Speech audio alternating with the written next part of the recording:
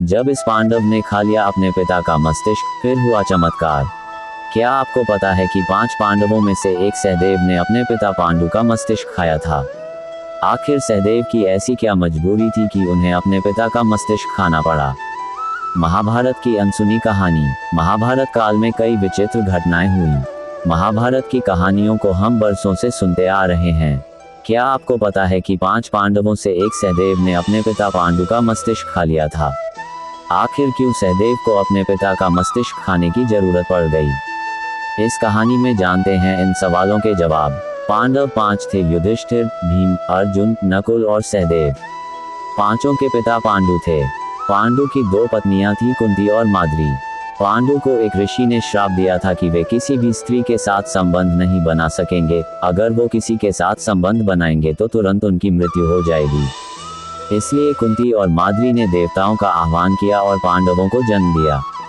एक बार पांडु अपनी पत्नी माद्री को देखकर कामुक हो गए। जैसे उन्होंने अपनी पत्नी को गले लगाया, मौत उनके सामने आकर खड़ी हो गई। पांडु ने पांडवों को बुलाकर उनका मस्तिष्क खाने के लिए कहा, ताकि उनका ज्ञान पांडवों को मिल सके। पिता के मस्तिष्क खाने की बात से सभी पांडव अचरज में पड़ गए। पहले तो कोई भी पांडव मस्तिष्क खाने को तैयार नहीं हुआ।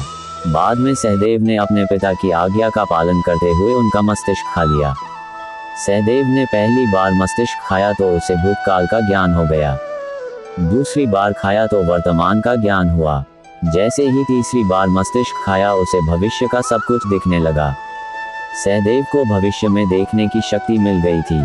महाभारत युद्ध का परिणाम वे पहले से जानते थे। उन्हें पता था कि युद्ध में कौन कब किसके हाथों मारा जाएगा। कहा जाता है कि श्री कृष्ण ने सहदेव को श्राप दिया था कि वह ये बात किसी से नहीं कहेंगे, नहीं तो उनकी मृत्यु हो जाएगी। मेरी यह जानकारी आपको अच्छी लगी हो तो मेरे चैनल को सब्सक्राइब करें, वीडियो को लाइक करें और कमेंट करें। धन्यवाद। राधे राधे।